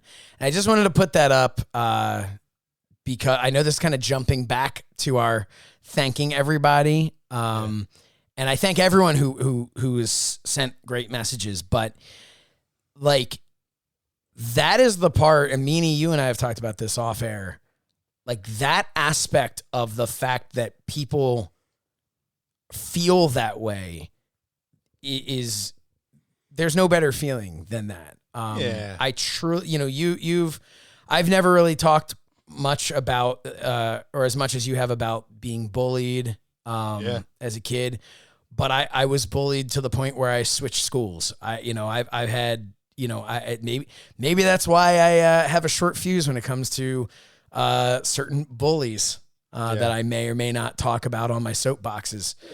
But it's important. It was important to you and it's important to me for this to be a kind of like a safe space where we're all just like, hey, let's all come have fun. Dude, awesome. I've been bullied my whole life. Ever since I was a kid, growing up the child of a single mother, made fun of, beat up, been made examples of in front of other people so they can get over on me. Just everything you can imagine. And then, you deal with depression your whole life. Plenty of times I wanted to kill myself, but, thankfully I have a loving family and I would never, ever imagine putting them through such a thing. And that's why my fur gets up a little bit when I feel like I'm being put in a position to be embarrassed or humiliated, or if I see somebody helpless being picked on, whether it be somebody picking on somebody for whatever reason, whether they're elderly or, differently abled or stuff like that. My fur goes up and I go into the fight mode.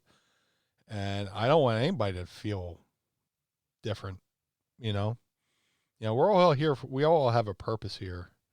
It's just a matter of, us finding it and figuring out. But that's the whole part of the journey of life, is figuring out what our purpose is and then attacking that purpose, And thankfully through the, world of wrestling, which gave me confidence to not only speak in front of people, but it's prepared me for life in general, to where if I feel like I'm being bullied, I speak up now and all that good shit. So when it comes to having a community, nobody should feel different or feel bad or, feel like a burden like I've felt like most of my life, Yep. I always feel like I'm, people go, oh, you're so polite. You're always apologizing for things you didn't do. I spent my whole life feeling like I was a burden on somebody else, or I was in the way, or, I don't want anybody ever, while they're around us to feel that way.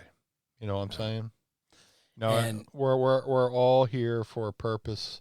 Right now in the world of Mind and Meanie, we're all, one like-minded community. Yeah. And I mean, and something that's been great is we've never seen, I've seen other Patreon groups, other things like that, where there's people kind of bicker back and forth or whatever. And hey, look, family bickers back and forth. So I'm not saying that never happens, but this group, I have never seen anything but everybody lifting each other up, supporting each other. The fact that in supporting our podcast, you're all supporting each other, and that's Patreon, that's non-Patreon, that's so, it's, I almost feel like talking about this is like, overstating the importance of what we do here. You know what I mean? Like it's this big, like, we're changing the world, Meanie, and the way people feel and think. But, you know, we got a message months ago from somebody who said they were in the hospital, recovering from surgery for, I'm sorry. I don't want to say, cause I think I remember, but I don't want to say what I think it was, but they were recovering. Break any HIPAA laws or whatever, you know? Yeah. But they were recovering from surgery, and they were in the hospital, during the height of the pandemic. So, you know, they weren't getting visitors, and they sent us a message on social media telling us that our podcast has helped them get through that time. I think mainly because one episode probably covered their entire week-long stay in the hospital. But those early episodes, yeah. But I remember that, reading that, and it was the, like, you have a choice. You can feel like, man, like, wow, I'm pretty important. I'm doing that. But my feeling was like, man, do I feel lucky to be a part of this. Like, how did I fall ass backwards into being able to joke around with a guy that I was a fan of, and now we joke around and have fun, and that somehow is helping somebody through a really dark time?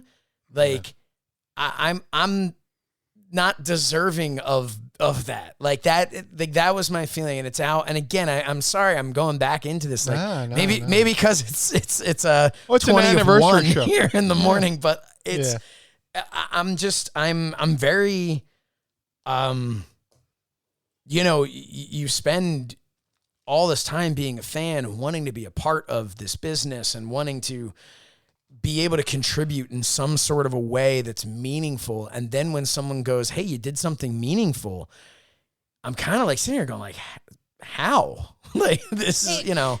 Yeah. But again, what's that? I also, I don't like listen to the show or anything, but from what I understand, you guys are a fairly positive bunch. You know what I mean?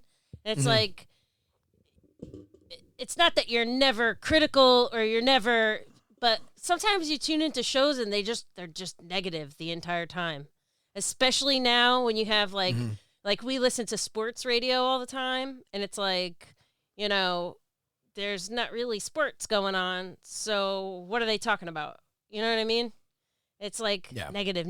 It's like, all right, come on now. Come on. I like to think our negativity is usually towards people for being negative, and we're being like, don't be negative. You know, like, that's our critique, is like, why are you being negative? Sure, then, but it's not like, you know, but it's not a downer. You don't come here it's to get down about something, anything. Like, no. You know, like, it's not political. It's not like, you know what you know, it's, you guys keep a fairly positive, you know, topics and stuff like that. We try. Because you don't know what people are going through, and people don't want to tune in. You got, you know, everything sucks, and then you tune in to listen to people talk about how everything sucks. That sucks. Like, and you don't know who you're talking to. You don't know who's on the other end. Exactly. What you're saying, that, like, that is just, in a nutshell, that is right. That is something to remember really through every aspect of life. Like, and thank you for letting me hang out with you guys. Seriously. Like, yeah. What's that? Thank you for letting me hang out with you guys. Thank you for being here. And seriously, this is you have brought so much to this show that I know you don't like. You don't like to say you have, but you have. You have.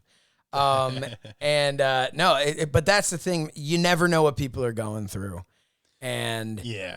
I hope if you're having a great day and you listen to us, I hope we're making it better. If you're having a shitty day, I hope we're making it better. You know? Yeah. I mean, that's the goal, really. Yep. It's just, you know, I had plenty of people approach me. Oh, if you were to do a podcast, what would it be about? And I'm like, I just want to talk. What's your format? I don't have a fucking format, you know? Every 7th episode, we try to make you miserable. That was something we kind of... I'm just naturally miserable, but Yeah. That's because I'm in my We head talked too much. about it. I said to Meanie in the beginning, I'm like, dude, I can give you 6 positive ones in a row, but I need a break. Like I said, I constantly have like here's my downfall. It's like I constantly have this show going on in my head, and wrestling has trained me to figure out what people are going to say before they say it. Mhm. And like, I go, oh, you know, I'm about to say this thing to this person, and they're going to say this back to me, and like I get mad when they say it back to me. So like sometimes I get a little grumpy pants because like I'm sometimes I get too much into my own head. Mhm. Instead of just being me. I'm just worried about what I'm going to say, what's the person's going to say back to me. And it's like, you know, I should just like become a screenwriter because I have so many scenes to play out my head, you know, but yeah, nobody wants to listen to, you know, bitching and complaining when people are, you know, looking for an outlet to get away from what's driving them nuts. So, and that's the other thing, like, you know, their shows for it is one of the things I love. Like Busted Open's a great show. yeah. And their show that I think they keep a pretty positive spin talking about even when they don't like something. Yeah. But that was another thing in the beginning. We were just like, well, Busted Open's talking about what we just saw on Raw last night. Like, we don't need to talk about that. Because also, if you don't enjoy the show, then it's a whole show of just bitching and moaning about what you didn't see. And it's, you can find that elsewhere, you know, but here you're going to find, gas. You're going to find, you know, all kinds about of the humor. time that Blue Meanie took a choke slam after he pooped his pants in the ring. Wait, you took the choke slam after you pooped your pants or from the choke slam? Sure did. That was one of the many times. He sure did. It was like a Gallagher show with the front row. We had... Oh, no, that was a whole other story, but... The duty watermelon. Yeah, we're trying to keep the show short today, so... No, I'm just kidding. Yeah. Trying to keep it short. We're almost at okay. Hey, remember when we were like, you know, it's gonna be a late night. We should probably get to the Ask Meanie around 45 minutes in. Well, that was an hour ago. It's all my fault. So, what do you say we ask Meanie anything? Here, you do that. I'm gonna leave now. Okay. Okay. Bye. Bye. Bye. Have a good night. Bye. I just figure, you know, I have things to do. I have to do my ablutions. All right. Let's do it. It's time to ask me anything. Ask me something. All right. Hey, I do just want to say, because I didn't say all this before, but the people at Ugly, because I'm drinking this and it's so damn good, they created it to be refreshingly honest, sparkling water with no sugar, no sweeteners, and no calories. Beyond quenching your thirst, they aim to celebrate the real, the raw, and the imperfect, the ugly truth. Their flavors are designed to be punchy and nostalgic and a genuine soda replacement for those wishing to ditch the sugar and the sweeteners. So again, I just want to say uglydrinks.com, @uglydrinks. I actually even threw in a thing today. Somebody on social media really liked my post and they're like, I don't drink, but your post is enough that I'm going to buy you a beer. And I was like, well, why don't we split? And I tagged Ugly Drinks in there. So I'm trying to do my part to spread the word here. All right. So Ask Meanie, right? Is that what we're here for? I think. Are we going to do that? Let me go. I'm scrolling through my timeline. I got Andy Slichter here doing squats. I can't look away. He is quite fit. Yeah. Dude's, what is this? Okay. Here we are. Okay. So apparently, like, I type in the hashtag Ask Meanie. That's how I can find them all. Right. But there's an ad a promoted ad in the middle of some K-pop band. Okay. And I'm looking, I'm like, and it's a video, and I'm like studying this, trying to figure out what kind of a question are they asking. It's just an ad. Okay, so here we go. We'll start off with, I know there was a question. I know Derek had a question earlier. Here we go. Derek Price asks, has Meanie talked to Nova and Stevie about Retromania since its release? Yeah.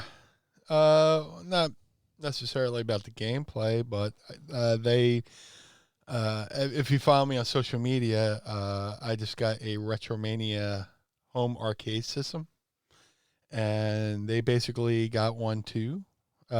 Each they each got a Retromania home arcade system, and basically they just reached out, hey man, how hard is it to put together?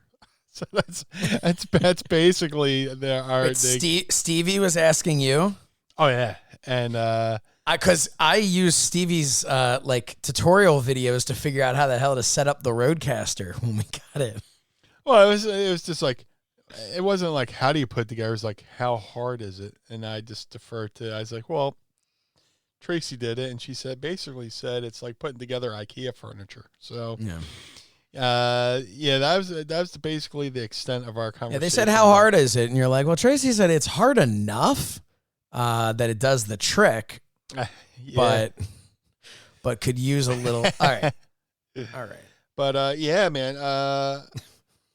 Yeah, I mean, we talked about it ages ago. Like, we're still just dumbfounded, not dumbfounded, but like in 2021, we're still doing this thing, and it's amazing. Kind of like how you and I are amazed that, we're a year into this podcast and we still do it. We still like each other, and we love our community, and, But to have the BWO in a video game. And like, I tweeted today, I was like, dude, it's time and money is a huge investment. And Retrosoft Studios, who made the game, and this iArcade, those folks, made these cabinets, and just to have your photo on something, people do things in hopes to sell them, and they trust my likeness and my work to be able to, I'm not just me, but as a collection, with the action figures as well. Yeah. So it's a big undertaking, just it's a big head trip, that people trust us. But that's basically the extent of our conversation. We're just like, we're really doing this. It's kind of cool. This question comes from Pharaoh at Pharaoh MTG. Who is your favorite person you ever worked with in the ring as either a tag partner or as an opponent? It would probably have to be Tracy Smothers, You ever tag with him? No, I tagged with little Guido one time, though. Yeah. That was kind of cool. The BW FBI we were for one show. Awesome. But no, I never tagged with Tracy, but he's probably my favorite all-time opponent. Just because we've been purposely married together. We've had matches that, when I work elsewhere, people want to do the spots me and him did, or where he worked somewhere else. Oh, can we do that spot you and Meanie did? So, yeah, it's always Tracy. Yeah, that's a no-brainer. This is a fun question from Jeffrey Mitchell at Father of Ben. A good friend Jeffrey Mitchell, a Pod Squad member from the start. He did a cover of the Mrs. Meanie run-in song. Yes, but no, one of our absolute earliest supporters. Day one. Day one-ish. It says, who would play Josh, Meanie, and Mrs. Meanie in the Mind of the Meanie movie? Oh, my God. Well, unfortunately, Chris Farley's no longer with us. I feel like we got a question before about, like, you, like, who would play you, but I don't think we ever gotten one about, like, everybody. There's one guy I'm trying to find. It's a great question. What's that? It's a great question. Yeah. I'll go with Jonah Hill will play me. Jonah Hill's gonna play you because we both have weight fluctuation problems. And that's not a knock. He's actually come out and said, "Yeah, I know. I gain and lose weight. You know, and lose weight and gain weight." But definitely Josh, Jonah Hill. I mean, not Josh. Yeah. Well, you're Josh. This is the part of the party where all the drugs kick in and everything's fine. Yeah. I would say. I've had. Who would you say? What? I've had a day today, so. Oh my God! So if I'm not my normal chipper self, it's just I've had a day. Been up for 72 hours. You've been, or at least it feels that way, right? Yeah. After I do this and do the files, I got to get up at 7. Yeah. So it's like So last question here. Now, so as far, what about Mrs. Meanie? While I try to figure out who the hell. What the name is of the guy? I don't know who's out there. Who's hip? Who's the up and comer? Dude, I watch so many documentaries. I don't even know who acts anymore. It's so crazy. I'll have to get back to that one. So there's this dude. So for me, I'm trying to remember. There's this guy. He was on Modern Family. He was Haley Dunphy's boyfriend for a while. And I've been told that I kind of look like him. But he's from other things too. So I would say if I had to, so everybody has your thing. Like if you're trying to find that person who's like way better looking than you, but like someone could look and be like, I could see it. Well, that's a hard one because I can't find many better looking than me. If we're going by eyebrows, I would say, Levy. What's that? Eugene Levy. Now, I was actually going to say his son. There you go. So here's the thing. We don't, aside from our eyebrows, we don't really look the same, but I have no question in my mind that he could handle the sarcasm. And I am such an enormous fan of him from Schitt's Creek. Dude, for Mrs. Meanie, I'll say who the woman who played Stevie, the girl at the front. Oh, get out of here! She would be amazing. Yeah. All right, so basically, I should know her name too. I follow her on social media. So we're fine. Yeah, names Emily Hampshire. There you go. That's Mrs. Meanie. And we're going to go with Dan Levy for me and Jonah Hill for you. Yeah. Let me tell you something. The plot of the Mind of the Meanie movie might not be that great, but that's a pretty damn good cast right there. Yeah. It'll be like a Godfather type epic fucking long thing. So we don't know when Dan Levy's going to have to put on some weight, and grow a beard. No, he and I, honestly, we look almost identical from right here, right there, right above the eyelid, right below the hairline. We look almost identical. Everything else is different, but it's like that scene in Tommy Boy. It's like that scene in Tommy Boy. He goes, "It's not here, it's not here, but it's right here." But yeah, no, that's oh man, the one who played Stevie would be perfect for Mrs. Meanie. She's great. She's got a great social media. She's got a great Instagram too. I was actually a big fan. You ever watch 12 Monkeys, the TV show? I have not. I should. Oh, dude, I feel like you would love it. I'm still trying to figure out the movie. But honestly, just don't even think about the movie. Okay. Just I'm telling you, if you're looking for a show to watch that isn't a comedy or some or 12 Monkeys, it's done. So I mean, you can binge the entirety of it. So good, but it's definitely one. It's not a zone out show. Pay attention because it's all about time travel and different things. So definitely pay attention. But yeah, that was a fun one. Definitely made me think. Excuse me. The other guy, I want to say his name is Adam something or another. That's a long last name, something or other. This is the guy that people. Here he is. Adam Devine is the other person that people have said I kind of resemble. Oh, I know who that. I've seen him in commercials. Yeah. So that's his voice. Or something like that. Yeah. So he's my backup if Dan Levy is unavailable. There you go. So great question. Oh, I closed my phone. We still had some more. Let's do a couple more here. Do we have any from Patreon? Vanessa's getting her dad's third cousin to direct. There you go. And let's see. Third cousin, twice removed. Yep. Travis wants to know, dude, I can't see. This is so small and far away. Travis wants to know, what's your favorite beer and what makes a great beer? Dude, it's for the longest time, my favorite beer has been Yingling.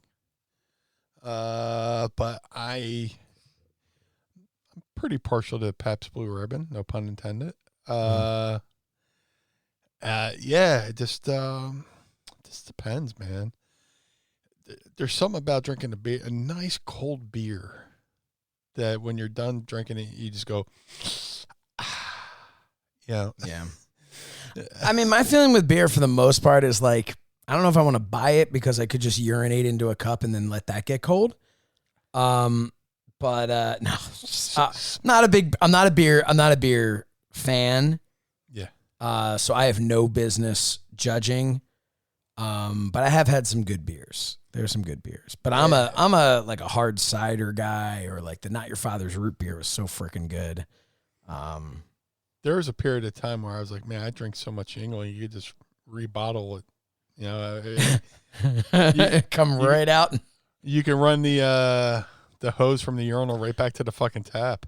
I have a buddy who lives out west. He's been out there for over a decade now, and he is like, when he comes home, it's just Yingling. Like that's the first thing he'll order at the bar, just because, not because it's his favorite, but because it's home. Yeah, dude, when I went to England, I went to Newcastle, England. I was like, give me the local beer, and they gave me a Newcastle brown ale.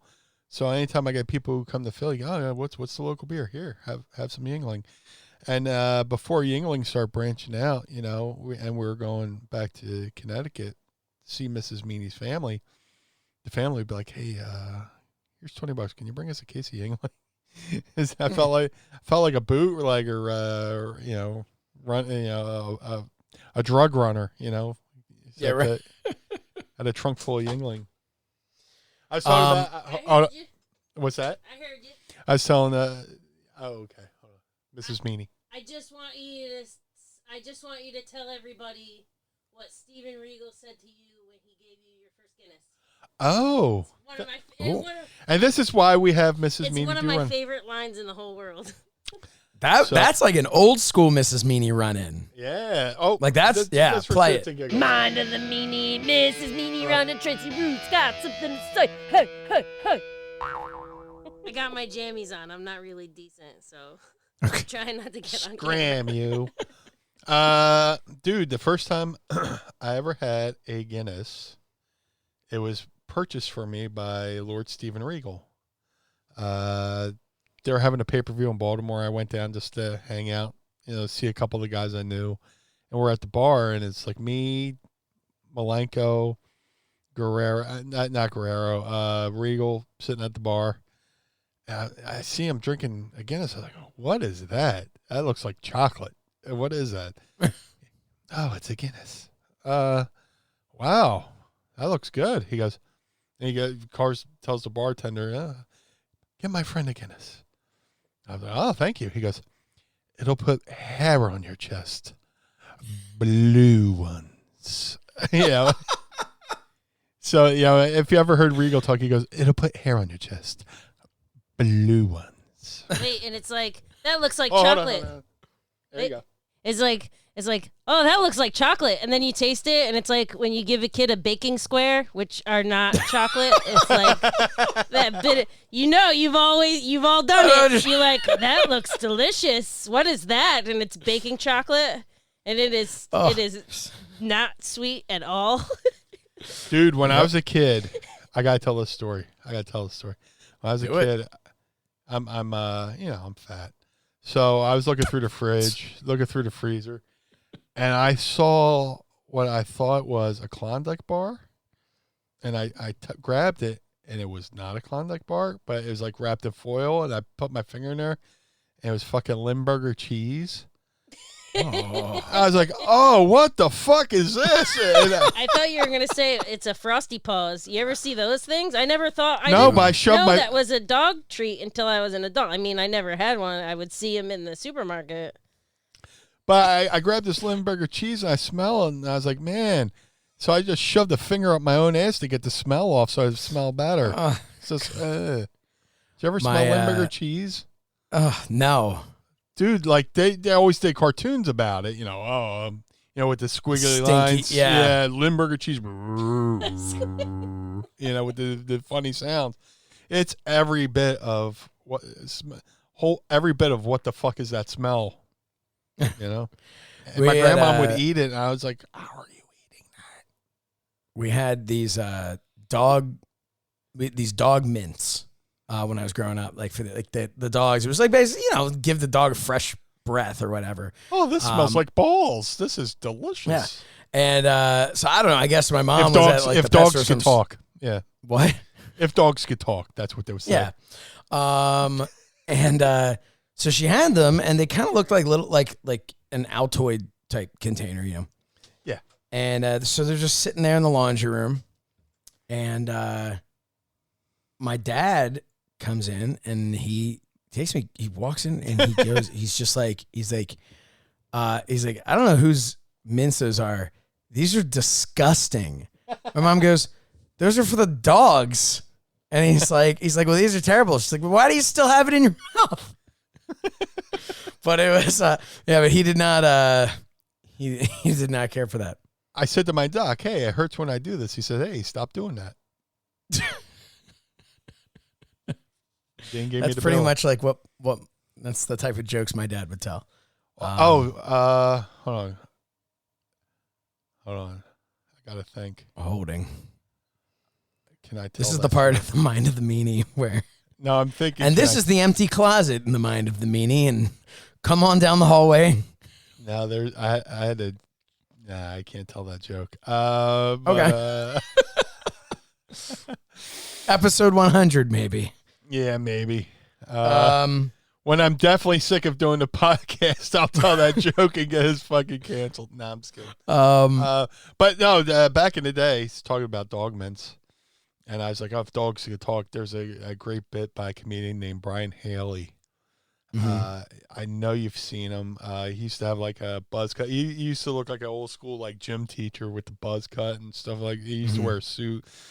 It's like, imagine if dogs could talk.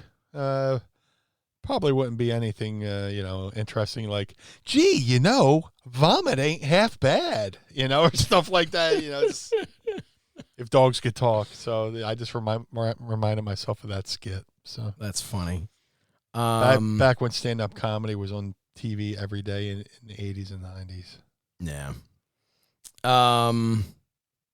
I'm trying to find, I know there was another question somewhere where Derek had asked his question, and somebody had asked it, and I want to be able to give credit. But somebody had asked you on our Patreon, what was your favorite moment from this past year? Man. The show, not oh, the I know whole it. year. I know it's been a shit year. Just been able to just every morning when every week when we hit record and you get that after high. Not like I want to say afterglow, but there's like an afterglow of like when we do like a really good show, and right before we sign off with the Patreons and. Me and you go, yeah, and then we try to figure out what we talked about, and we don't remember what we talked about because we were so engrossed in the conversation. Yeah. Neither one of us bothered to take fucking notes.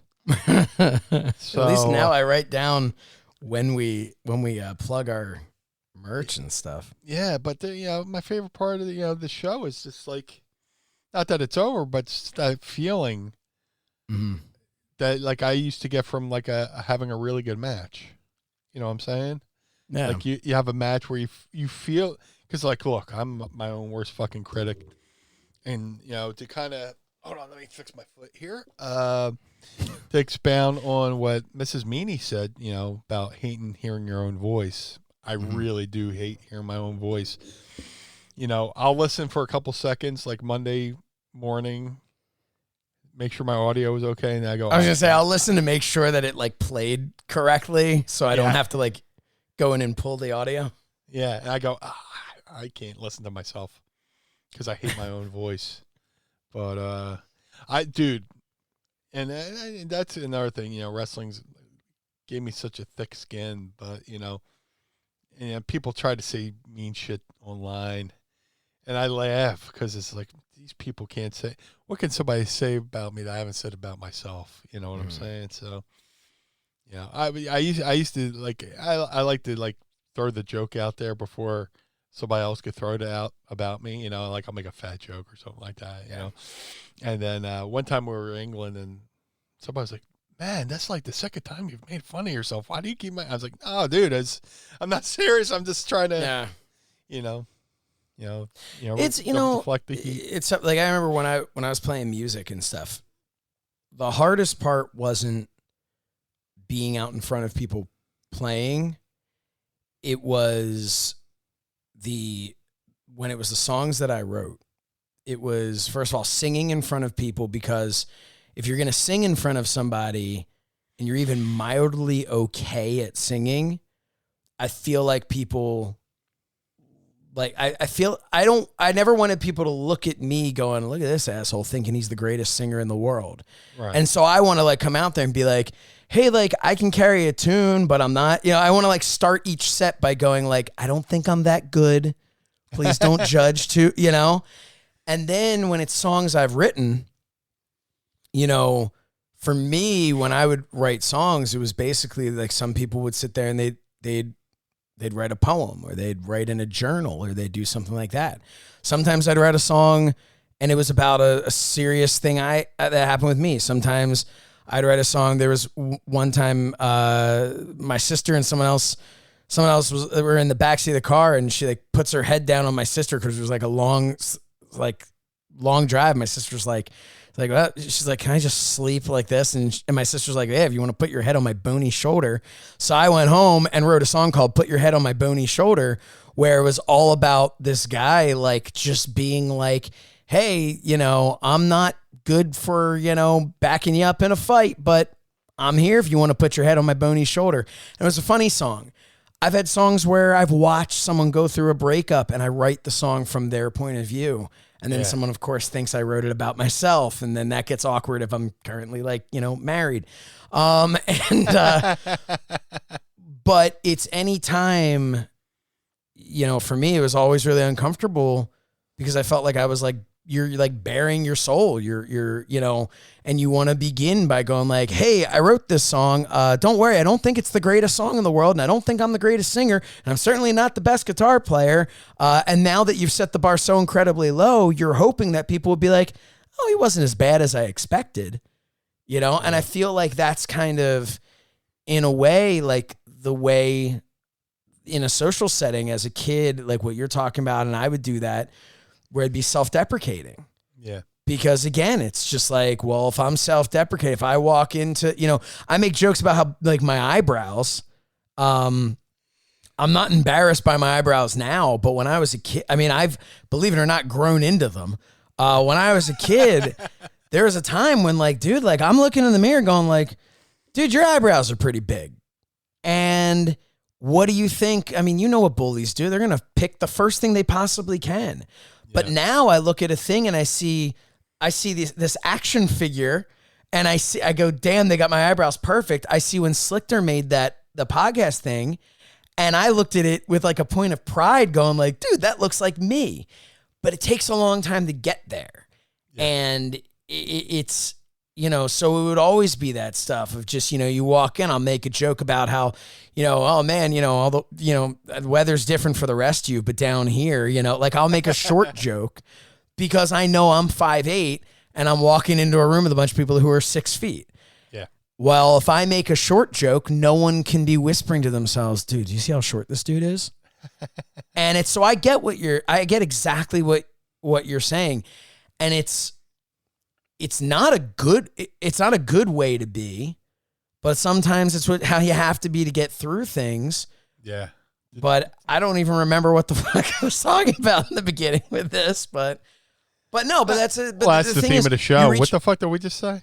Yeah, but you reach a point, and especially, like, I know for me, like, I look at my kids, and there's nothing in the world that will infuriate me more than when the day comes that one of my kids gets bullied. Yeah. And, you know, it's like you look at it and you just want to say, this is you. If your eyebrows are big, your eyebrows are big. If you're overweight, you're overweight. You know, if you write music and it's mildly okay, well, guess what? It's yours. You know what? It like that's the, you know, that's the best music I can make. It's the best wrestling move I can do. You know, this is the best I can run the ropes. This is the best bump I'm able to take. This is, you know, these are the best eyebrows I can grow. You know, whatever it is, that is the lesson that, you know, I hope people take away from, like, when we have these types of conversations. I hope people take away from that stuff and can just be like, dude, you're you. This is it. It's the only face you get. It's the only body you get. Yeah. You know, you were made this way to be, you know why? Because if you were made like everybody else, then you wouldn't be you. You'd just be everybody else. So, yep. Here. Don't know what the fuck I'm talking about anymore. Hey, man. It's 1:15 in the morning. I am rambling. I love you all. We love you too. Well, that's it. I do want to just say, you know, at some point, you know, I think we put over the figures. We don't have to run that commercial today because here they are. Go to cellotoys.net if you're outside the U.S. and go to mindofthemeanie.com if you're inside the U.S. To order our figures. And let's, what else, Meanie? Anything else before we go here? Hey, happy 1 year anniversary to everybody. Happy 1 year. And thank you for being here. Thank you for listening. Thanks for the downloads. Thanks for the Patreons. Thanks for the FITE TV. Thanks for the YouTube. Thanks for supporting us through Pro Wrestling Tees. Thank you thank you for supporting us through using all our promo codes, you know, Manscaped and stuff like that. You know, it all means something, man. It really does. You guys keep the lights on, you know. Yep. Again, if it wasn't for you guys, it'd just be just two jerk offs, you know, chatting and, you know, recording at their phone calls, you know, basically. But no, seriously, which would be weird. Yeah. Like I do with all my friends. Just record the phone calls. You never know when you need that blackmail. Yeah. But yeah, thank you all.